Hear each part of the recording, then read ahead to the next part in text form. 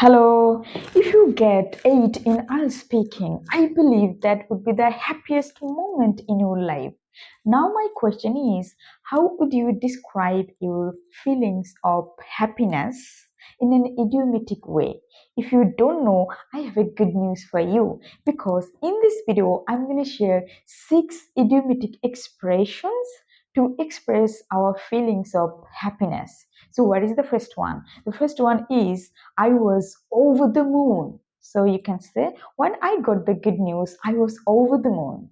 And the second way is, you can say, I was tickled pink.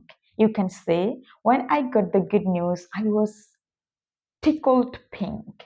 And the next one is, I was on cloud nine after having the good news.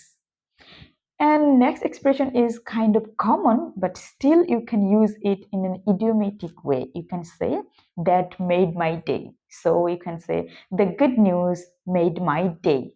And the next one is kind of interesting and uncommon. It is, the good news was just what the doctor ordered. So it's kind of uncommon. And the next one I have for you, and that is my favorite one, and it is, it was music to my ears. You can say the good news was kind of music to my ears.